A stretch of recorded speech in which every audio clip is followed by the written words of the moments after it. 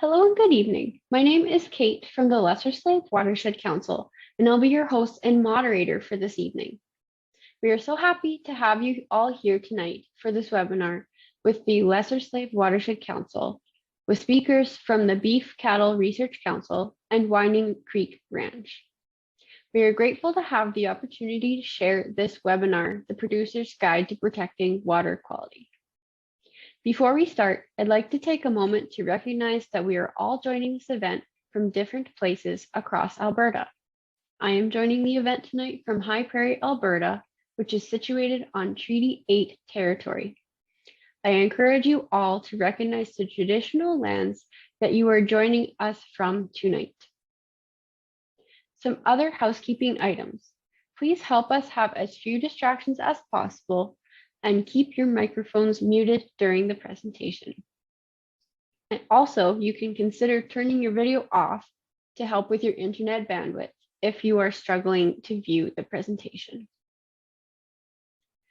We welcome questions in the chat, and we will do our best to answer any questions you may have tonight.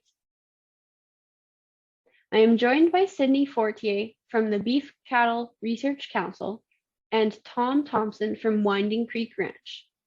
The three of us will each give a brief talk on topics relating to land stewardship and give information and resources to help kick off environmental stewardship in your operation, to share knowledge and information that we hope will be helpful to you. So unless there are any questions, I think we can get started. As I mentioned, Sydney Fortier works with the Beef Cattle Research Council and is the extension coordinator there. She helps develop, maintain, and implement the BCRC's resources and participates in webinars like this one. So without further ado, I will pass the reins to Sydney.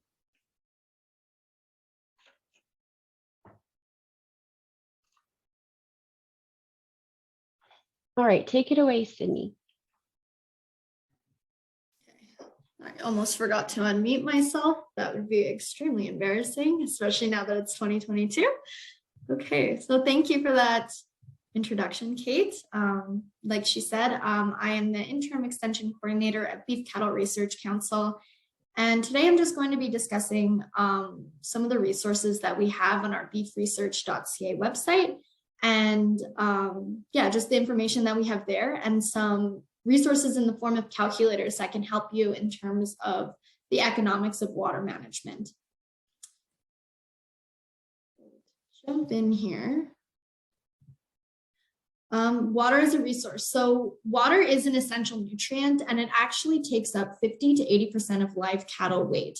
So that is extremely significant. It has a lot to do with how cattle perform and maintain their body weight. And so in order to maximize their feed intake and the productivity, access to palatable water of adequate quality and quantity is required.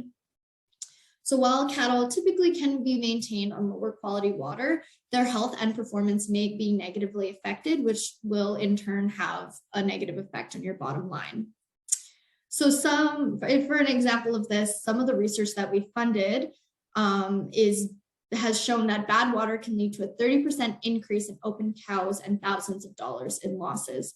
So it just kind of shines a light on how important water truly is, and why it's important to have good quality water. So in terms of water consumption and requirements, there's a lot of that plays into how much water an animal will need.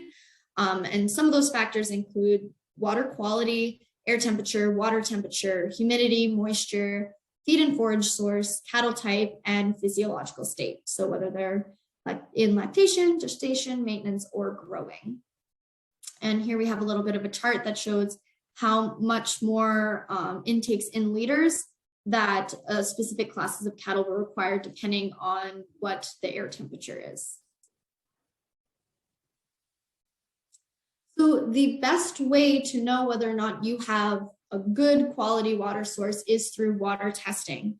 So water quality is not something that's static. It changes from year to year. And in some cases over a season, like we saw with our drought, some of us have been going through drought for a few summers in a row, a few years in a row, and others this was the first, but that can have a significant impact on your water source.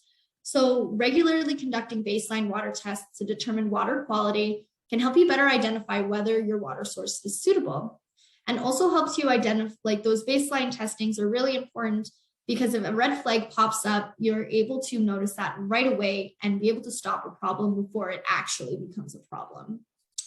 So annual testing is obviously what is recommended during normal circumstances, and this is what we mean by baseline testing. But in weather events like drought, that can significantly and quickly impact water quality. So you're going to want to retest immediately if you noticed, if you notice any sort of change that you can receive with your senses. So water smell, clarity, or taste.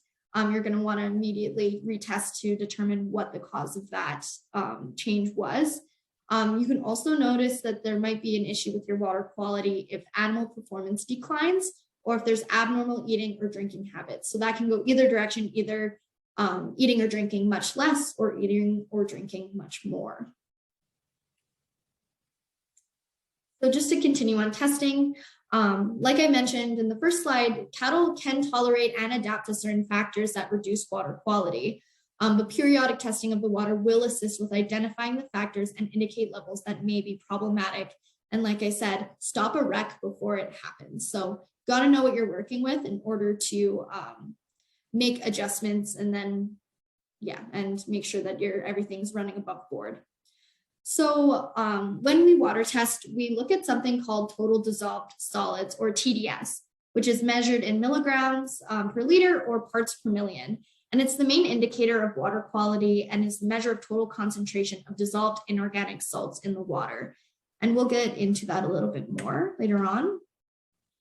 So in terms of water quality and potential issues, which are some of the things that we're going to be testing for, is excessive minerals, low or high pH, sulfates, nitrates, salinity, algae, bacteria, and just a factor that impacts water quality, which is excessive rainfall, flooding, and drought. And here we have another little table that we have featured on our website. And what it does is basically shows you the threshold of these factors and when it's going to reduce the performance of cattle and when it crosses that line and becomes unsuitable for beef cattle. So just jumping into each of these individual factors a little bit more. So sulfates are common in groundwater on the prairies and have also been found in spring-fed dugouts and surface sources that have drained from saline soils. So sulfates are a pretty big issue can be a big issue depending on where you're located in the prairies, but they're also an issue because if they pop up in your water, they can cause a deficiency of copper, zinc, iron, and manganese, which will result in a depressed growth rate, infertility, skin integrity, and will result in poor immune response as well. So when we hit a level of 500 parts per million, that's when you're going to start seeing negative adverse effects start to arise. So this is when there will be diarrhea and a reduced water consumption as well. When we hit 500 to 1,000 parts per million, that's when those trace mineral deficiencies are going to be induced, and that's going to reduce your growth and fertility. And then when we hit 2,000 parts per million, cattle may develop polioencephalomalacia, or PEM, which is characterized by blindness, difficulty walking, and seizures. So sulfates are a really serious issue if they're coming up in your water, especially at higher parts per million. So another one of those factors that we mentioned earlier was salinity, which is basically what we test for when we test for total dissolved solids. So it's the concentration of dissolved salts such as calcium, magnesium, and sodium chloride. It's the mineral content of water. And this changes a lot over time, specifically during evaporation. So that'll increase your salinity, increase the concentration of the minerals in the water, but it also can be diluted with an input of precipitation. Young animals and lactating cows are at the greatest risk of harm from increased salinity. And as I keep saying, cattle can adapt to slow changes in salinity. That's not going to be a problem. But abrupt exposure to high salinity is when there's going to be an issue, because cows don't like salty water. So if it's changing slowly over time, they really have a chance to adapt and it won't be such a problem. But if it all of a sudden overnight becomes really salty, they're going to avoid that water source. But if it is the only water source available, they'll eventually get to the point where they're so thirsty, they'll just binge. And that's when you're going to see a lot of negative health or adverse health effects. So that can lead to death from too much water intake, as well as all of that salinity as well. The other factor that we're going to highlight is alkalinity. So it's water's ability to neutralize an acid, which is usually expressed as pH. So 7 being neutral, everything below that being acidic, and anything above that being alkaline. So your goal range for cattle is between 6.0 and 8.5. Anything below 5.5, you're going to notice incidents of acidosis, reduced feed intake, and reduced performance. But usually the acidic water is not a concern. It's mostly water is going to be mildly alkaline, if anything. But it's when it becomes highly alkaline, so nearing that pH of 10, where you're going to see major physiological and digestive upset occur, which we obviously would like to avoid. So kind of getting into bacteria and algae. So these are going to be of concern in stagnant, slow-moving bodies of water that are high in nutrients, particularly phosphorus and nitrogen. That's where you're going to see your bacterial and growth of algae. So in terms of blue-green algae or cyanobacteria, actually not an algae, it is a bacteria, and they produce toxins that cause liver damage, gastroenteritis, loss of coordination, and sometimes death in livestock. So these large amounts of toxins being consumed can cause paralysis, respiratory failure, and it happens very quickly. So you want to be able to properly identify it. Sometimes it gets confused with duckweed, which is an actual beneficial aquatic plant. But as you can see in this picture, that's kind of how you know it's solid green across the water. Some species look like pea soup or grass clippings, but when you pick it up in your hands, the water is just going to like kind of fall through, and there shouldn't be really any residue on your hands. And that's kind of characteristic of blue-green algae. So to prevent algae and bacterial bloom, you're going to want to prevent any sort of external input of nutrients, specifically phosphorus and nitrogen, animal waste, fertilizers, soil particles, and silt. And this can be done by preventing direct access to water sources through the use of remote livestock watering systems. Other ways to dissuade this, it would be to aerate, so keep that water moving, and reducing runoff in any way you can. The last one I'm going to highlight is nitrates. Nitrates are dangerous because they can be converted to nitrites by the bacteria in the rumen, which are 10 times more toxic than nitrates. But the thing is nitrate toxicity from water isn't very common. Nitrates in the water only become a problem if there's high nitrates in the feed that they're eating in combination with nitrate existing in the water. So at this point, the nitrates will diffuse into the bloodstream and cause respiratory issues and even potentially death. So you're going to see high nitrates in your feed with silage that wasn't properly ensiled and caused heating and browning. That's typically a characteristic of feed that will have high nitrate. So your area of concern is when your nitrates climb above 100 milligrams per liter in your water. This will be combined with feed containing nitrates. That's when you're at your risk level. So you can prevent nitrates in your water from preventing runoff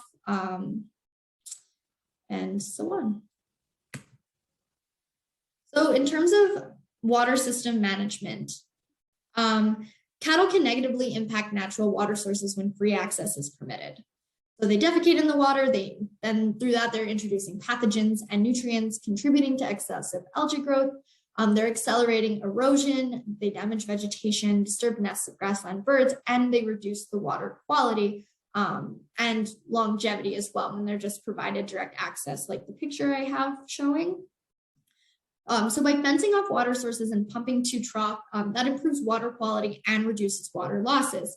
What it also does is it provides water in a safe location. Providing direct access over a long period of time can actually impact footing, which can cause injury. Also having direct access to dugouts during winter, obviously cattle can fall through the ice, and that presents an issue as well.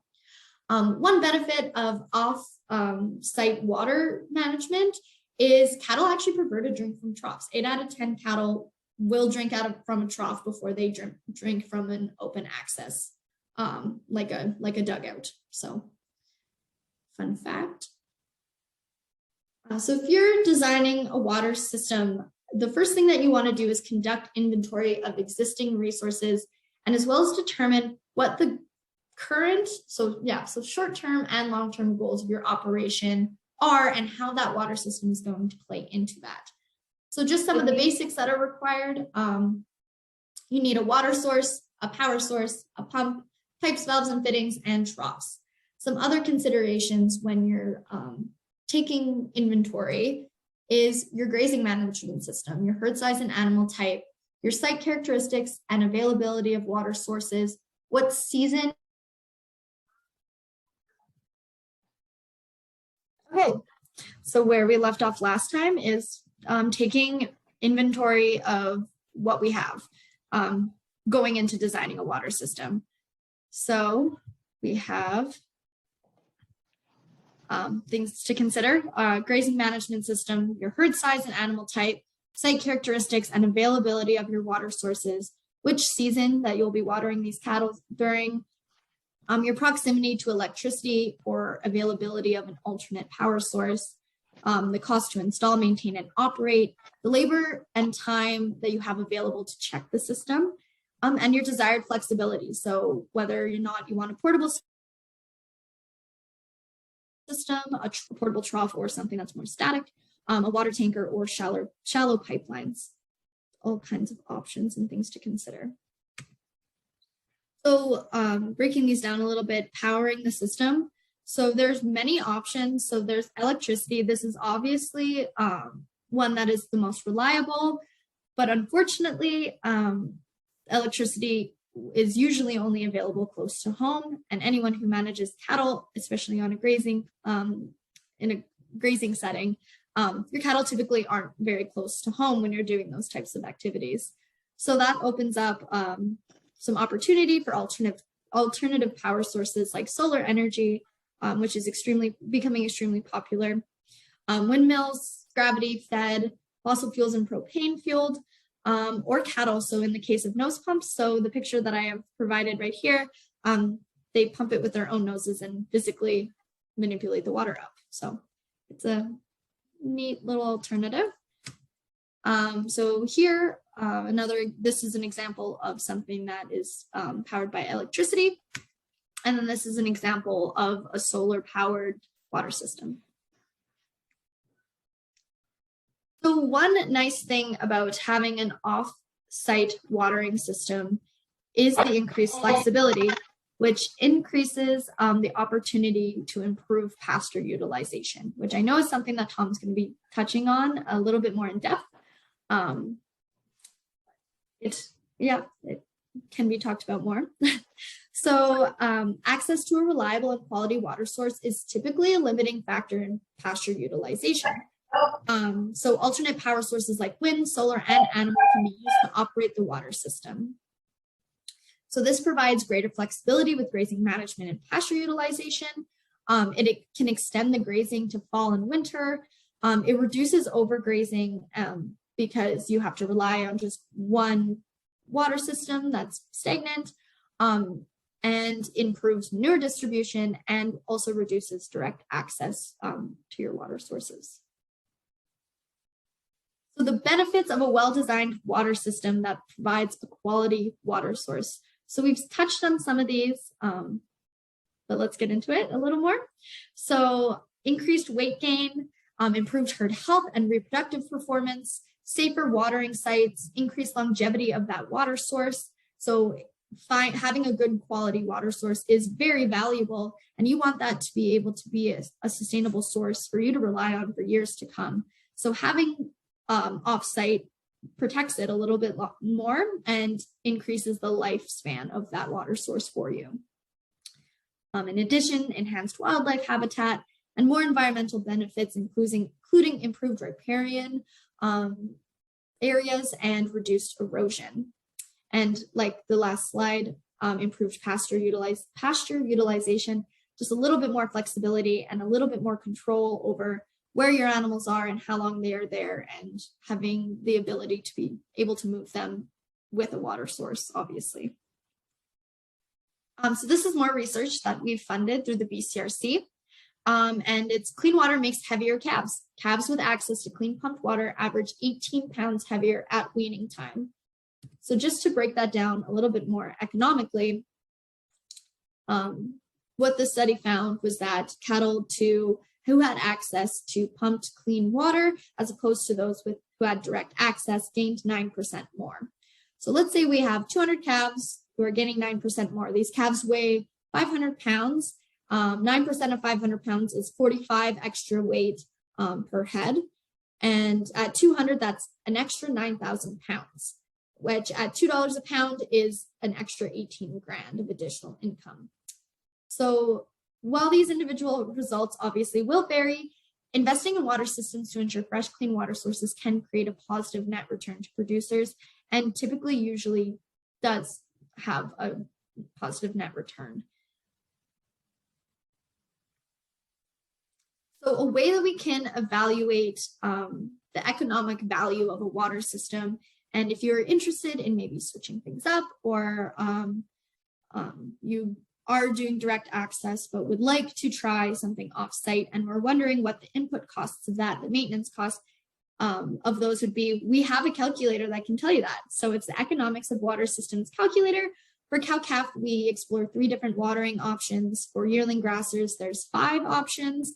And in addition to this, we determine how long it'll take to actually pay off that initial input for that watering system, because of the benefit that you will be seeing annually because of employing that watering system. So I wanted to just briefly get in here and show you guys where to find that and how to use it. So this is our BCRC website, beefresearch.ca.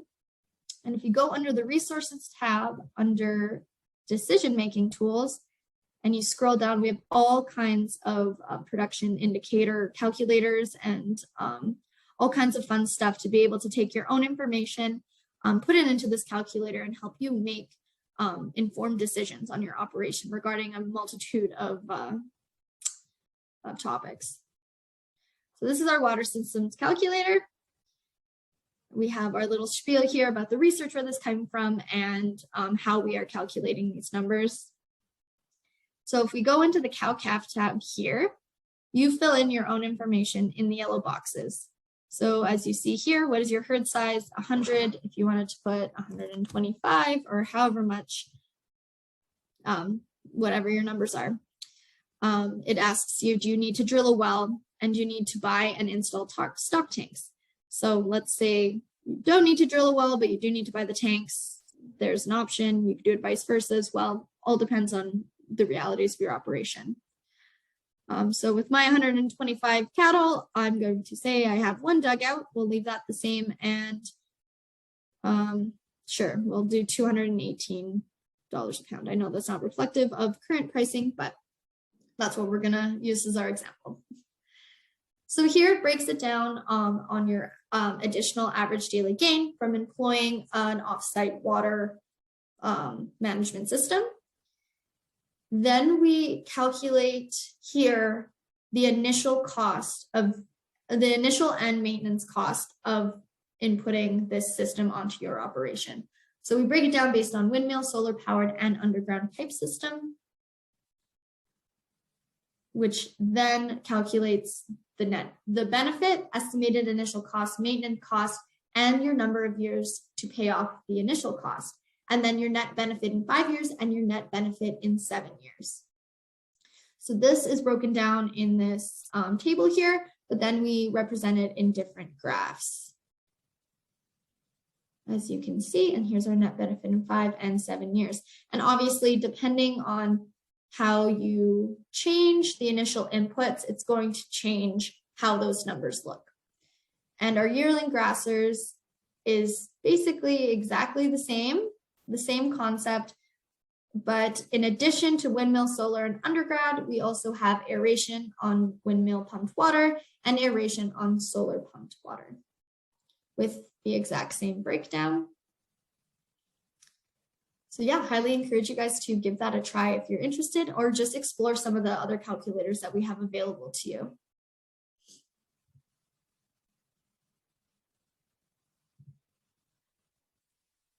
So just to conclude, quality water is a required nutrient to raise healthy and productive cattle. So test your water, know what you're working with. Even if it's been working so long, having that baseline in case something does happen, so that that red flag can be triggered and you can do something about it before there is a big problem or a big wreck that happens. It's a handy tool that to have in your back pocket and amazing information to have. A properly managed water source will have increased longevity and upholds its quality longer. So just want to reiterate, fence off and pump off site to improve and keep up the longevity of that water source. And just to reiterate as well, there are many different water systems that are available, and your suitability is going to depend on your herd size and your composition, water sources, access to power, local geographic conditions, grazing management, and cost. Not every single water management system is going to look the same, but if it works for you and it's working with the landscape, then yeah, more power to you. It's just, yeah, it's whatever works for you and working with the resources and the environment that you're in. So thank you all for listening to me chat about water for the past 15 minutes here. If you liked that information, go onto our website. We have tons of topics on all kinds of different management stuff. We're also on Twitter and Facebook. You can subscribe to our blog, always sharing timely information. And we also have a YouTube channel. And while you're there, just sign up for CCA's Action News. So we're looking forward to hearing from you. And thank you so much again. Awesome. Thank you so much, Sydney. Just to reiterate, we will be having a question period at the very end of all our presentations. So if you have a question now for Sydney, feel free to put it in the chat and we'll get to it at the end. So I do have rural internet where I am, and I do apologize for our meeting kind of being cut off there, but I will now do my portion of the presentation, and I will have to keep my video off in order to share my screen. So just hang on a second here.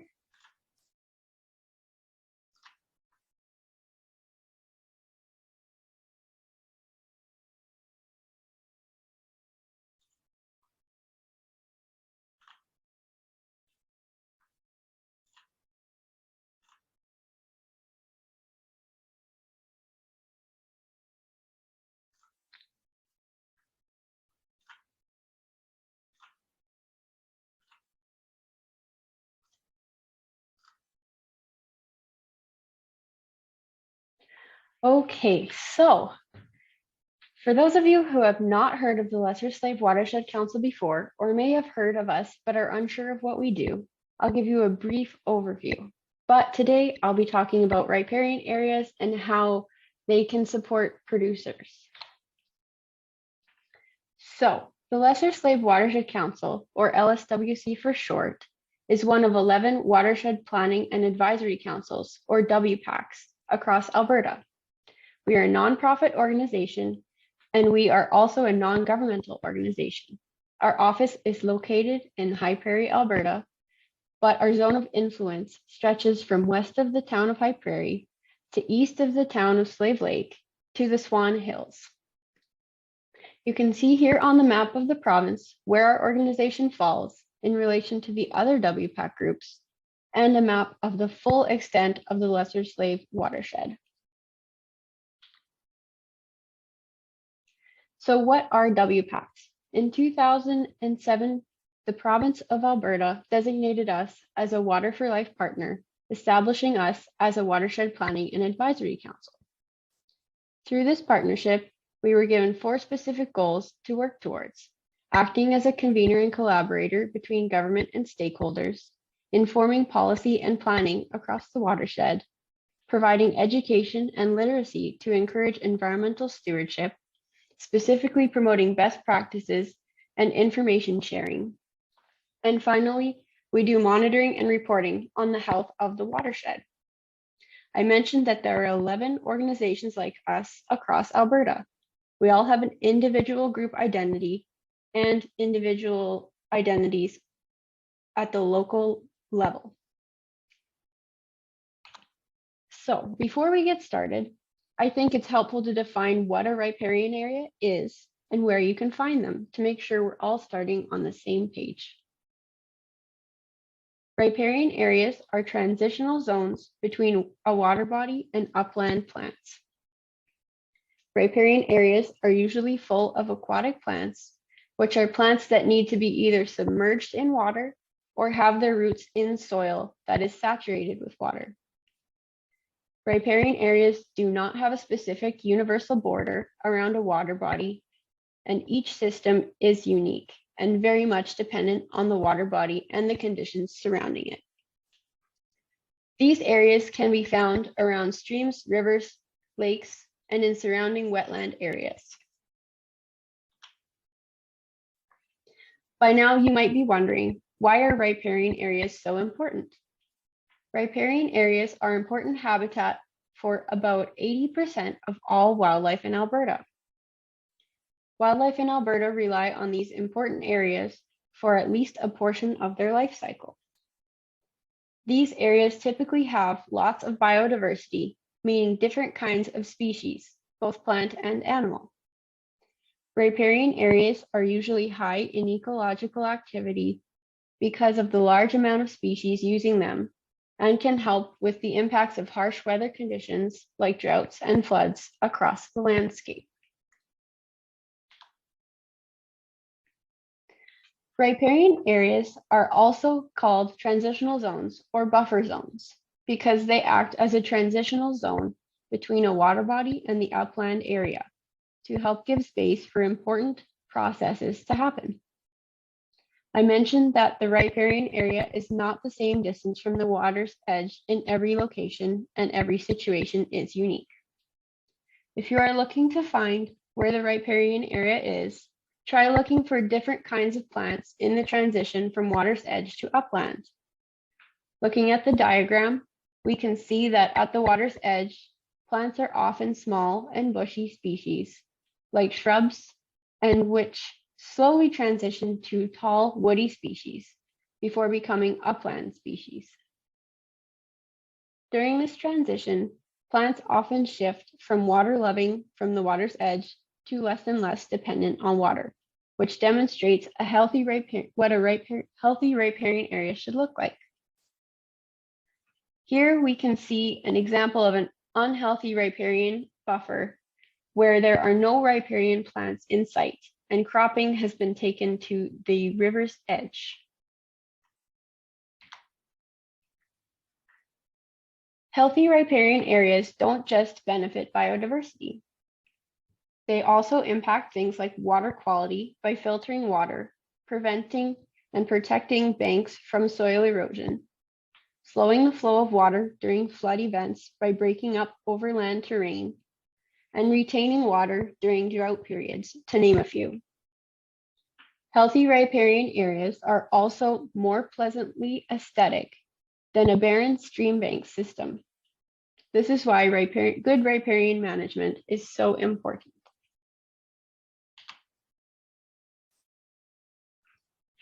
Riparian areas are a natural way to help manage for extreme weather events like floods and droughts. During times of drought, riparian areas are able to resist drying out for much longer than the surrounding area, where they might be less covered in plants. The types of soil found in surrounding land tend to be less resilient, having less diversity than soils in riparian zones. The ability of these transitional zones to retain water for longer supports wildlife and biodiversity for longer causing less stress on the species in the area and providing a water source for longer, not only for wildlife, but for humans too. On the other hand, healthy riparian areas are able to slow the movement of water and trap water before it can flood the surrounding landscape.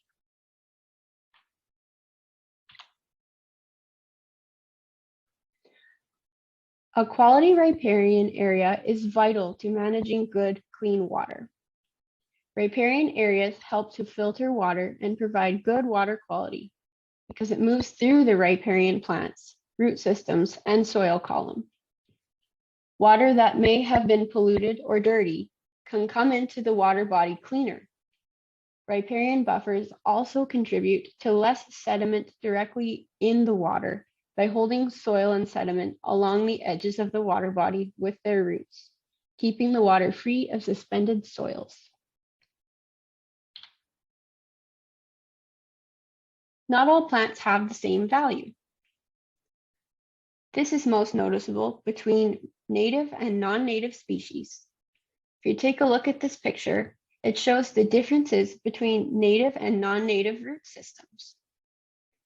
For the context of being a good land steward, it is best to plant native species, especially in riparian areas, to protect banks and water bodies, as well as positively contribute to our native pollinators and other native wildlife who might also depend on these particular species. I said that not all plants are created equal, and this is true in more ways than one. Some plants are classed as invasive species and need to be controlled or eradicated because they pose a threat to our native and natural biodiversity. In Alberta, we have 106 plant species currently listed under the Weed Act, including Himalayan balsam, Canada thistle, and purple loosestrife, all shown here. Plants listed under the Weed Act are listed because they have the ability to grow easily and establish themselves in many different locations, producing millions of viable seeds per plant, allowing them to quickly take over an area, outcompeting native species for resources. These plants are often found in areas that have been disturbed, like riparian areas, where erosion may have happened. It is even more important to control invasive weeds along water bodies so that the water can't carry viable seeds downstream, affecting large amounts of land quickly. This is just another reason to be a good riparian steward. So you might be asking, why does all this riparian stuff happen or matter? Well, we have a few examples here. These are some projects that the Lesser Slave Watershed Council has done on the landscape within our own watershed. For example, I have a solar watering station that we have put at various properties across the watershed. It's kind of an effort for us to engage producers with the idea of putting an off-site watering system in without having them needing to commit all the money into buying a watering system for themselves. So in this first project, we had a riparian health assessment done. Then there was the off-site watering system installed. And then after they tried that out and liked it, they installed a gravity-fed watering system using this type of watering system here.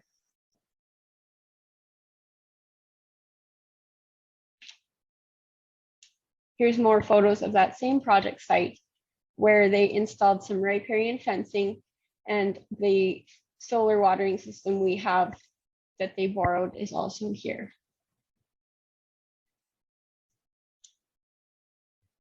The next example we have is an effort to make the land adjacent to a riparian area more manageable. So they added some riparian fencing all along the edges of this creek to keep the cattle out of the riparian area. They also installed a crossing so that the cows wouldn't go right through the water, but instead keep the water free and clear of cattle access. So we have a before photo in the top right-hand side and an after photo of where they had finished the crossing. They also installed another solar watering system for the cattle, and it is movable to either side of the creek.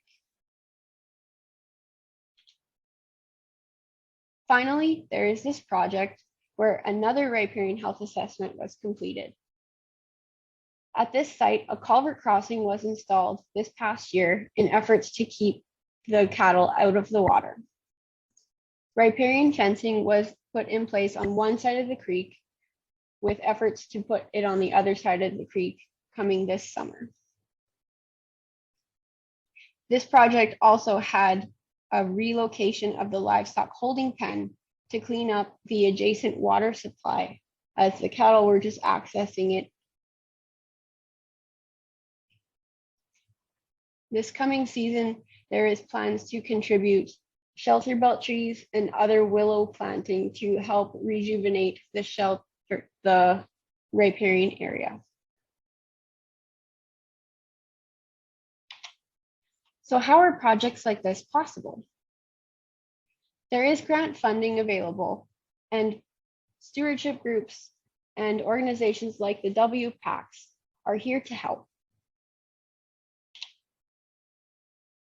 In many cases, an environmental farm plan is a prerequisite to applying for grant funding. The LSWC staff are trained EFP technicians and can help producers with every step of the way, from signing up to helping them work through the workbook to reviewing and completing the EFP. Even if you're not planning on applying for grant funding, the LSWC can help complete EFPs with producers. There's also the Watershed Resiliency and Restoration Program, or WRRP for short.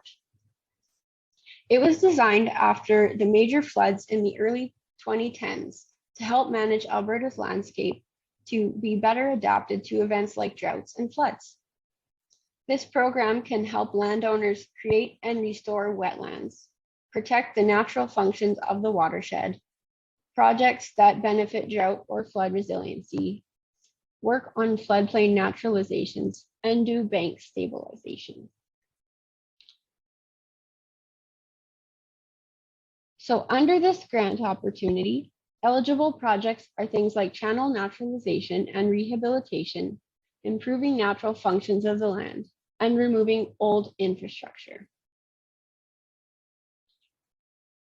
Other eligible projects would cover things like riparian fencing, watering systems, stream crossings, and riparian planting, as well as wetland enhancement and increasing water retention capacity. Another grant opportunity is the Canadian Agricultural Partnership Program, or CAP for short. It is a program developed to promote and invest in Albertan producers and help producers implement upgrades on operations across the province. Many of the programs available through CAP can provide up to 25% of project costs, or up to $5,000. Some examples of eligible projects through the CAP program are well drilling and reconstruction, exclusion fencing, construction or expansion of existing dugouts, well decommissioning, well pit conversions, and wetland assessments. If this feels like a lot of information overload, there are some, or you have some ideas that you'd like to implement, we're here to help, so don't hesitate to reach out. So thank you so very much for listening. The Lesser Slave Watershed Council is on Facebook, Instagram, LinkedIn, and we are in your local community. Wpacs everywhere are here to help you. So that's all I have for you today. And now we will move on to our other speaker. We have Tom Thompson. So our final speaker for the evening is living proof that being a good steward of the land and making environmentally conscious changes to your operation can have a substantial impact on your operations. Tom Thompson of Winding Creek Ranch runs a cattle operation located between Mayorthorpe and Whitecourt. In 2017, Tom was recognized for his environmental management practices and awarded the Environmental Stewardship Award by Alberta beef producers. So with that, I'll turn the mic over to you, Tom.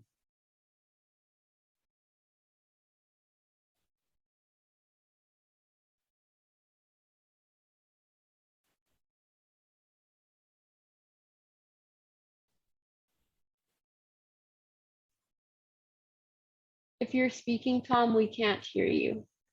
Great, thank you. I'm Tom Thompson, manager here at Winding Creek.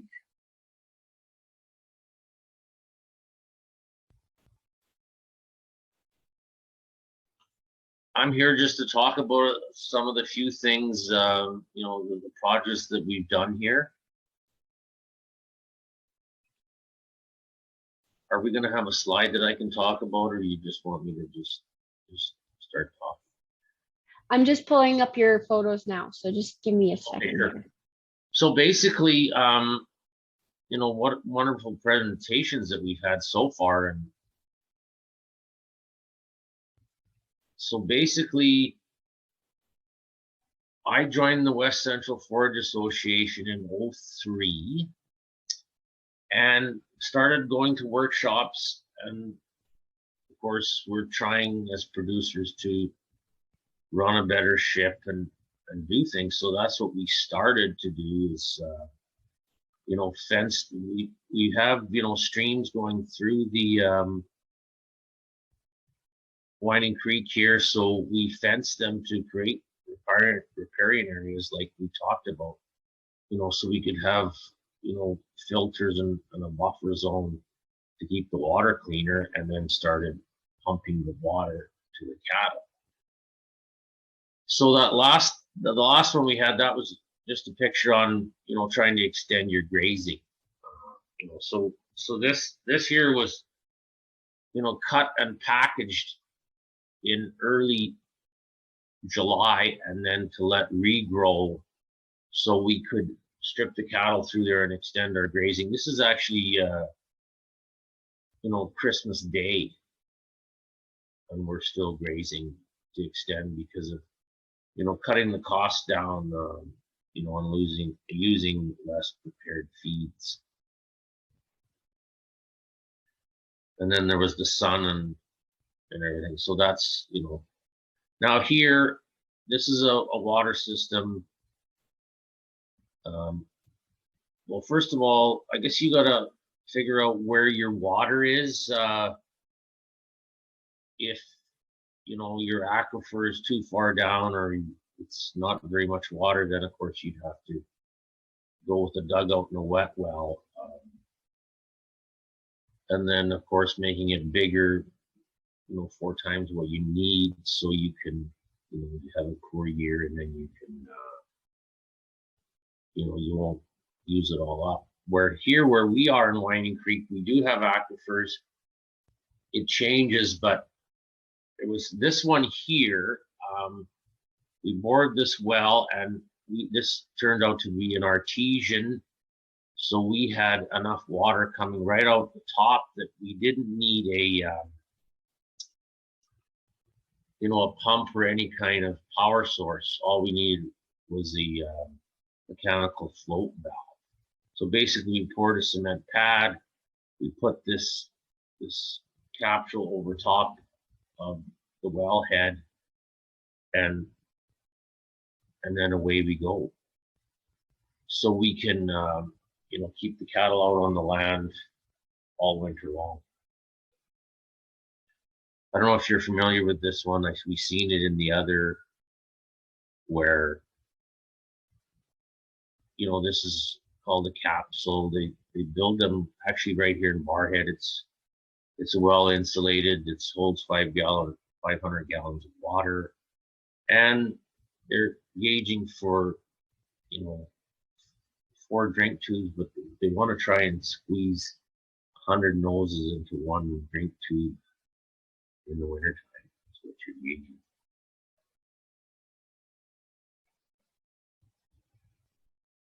Next slide, please. Now this one here actually has a submersible pump,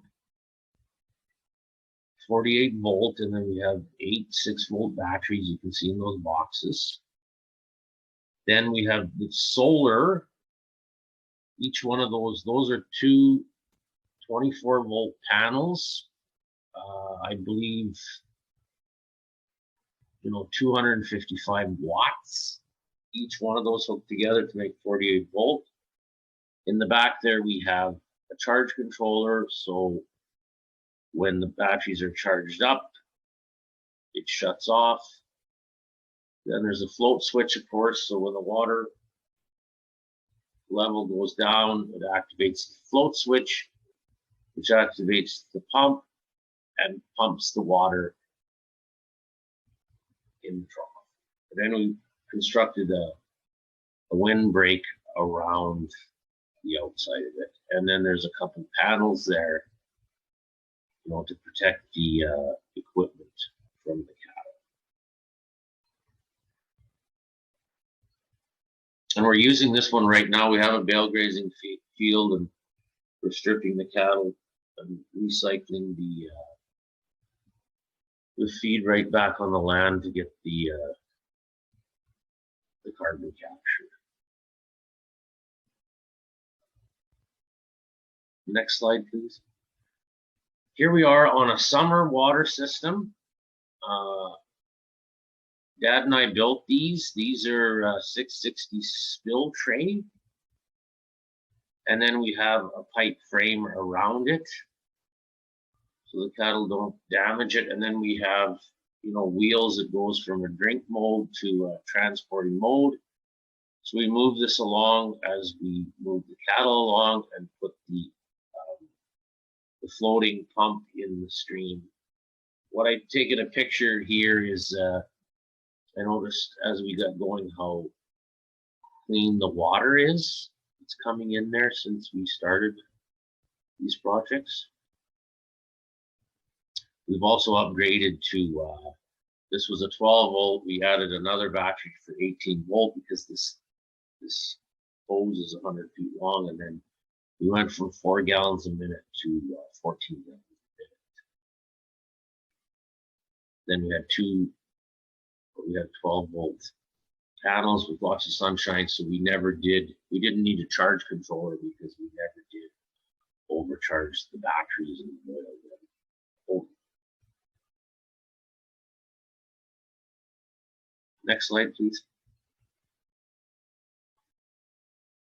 And here basically is our, we switched to MIG grazing so we could do a better job of the plants, so there was less, the cattle are selective. So either the plants got stepped on, bit, or crapped and urinated on. So then we went to, daily moves. Then as we got going here, and then after that we waited till a little bit past high noon, so the sun would bring up the sugars and the carbohydrates in the plants. So by doing this, we can gain a 1/4 pound more on the stocker cattle each day. So, and then the lactating cows as well. So, just trying to run a better ship and do better. Next slide, please. Here's basically, now you can just see that it's bigger. This is another one of the summer systems, same sort of thing. This one has a cattle guard. And as you can see, the cattle are in good body condition. You can see behind the water system, you can see the riparian area.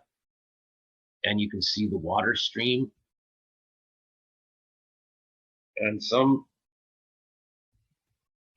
the cattle guard is so, we've had a, you know, over when we started this, since 06, we've had a calf go in there, but some people will put expandable metal on the bottom so they have grip to get out of there. It was very rare that this has happened.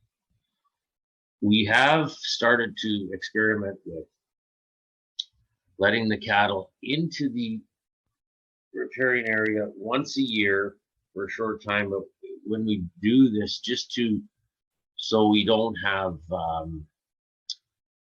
undesirables and oxidation, but we always do polyfence by the stream so they can't access the water or go over the bank, because that's when you start the bearing of the soil, and then that's when you get undesirables.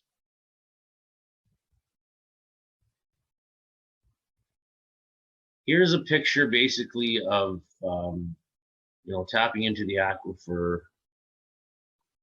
So if you have water that's down not that far, and there is so many gallons a minute, you can, this is the process here of boring the well and putting the 6-inch plastic casing, and this is a very ideal way of drawing water in the dead of winter when it's like today 30 below out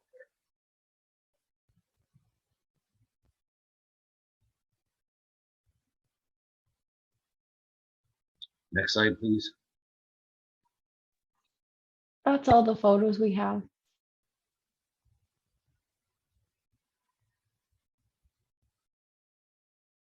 Okay, wonderful. I think I pretty well, like I could probably talk for hours on all the different things that we've done, but in a nutshell, we changed our calving dates so we could have the cattle on the land and not shut in pens, so we didn't have runoff into this, because then the runoff would go into the streams.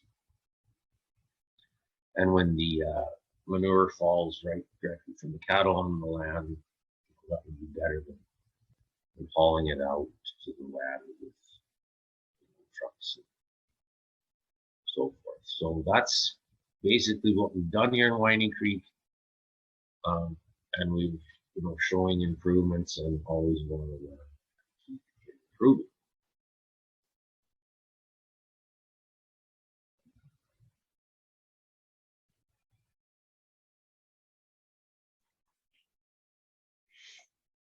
Okay, so what I really want to drive home is that we should embrace stewardship and embrace the things that we can do better.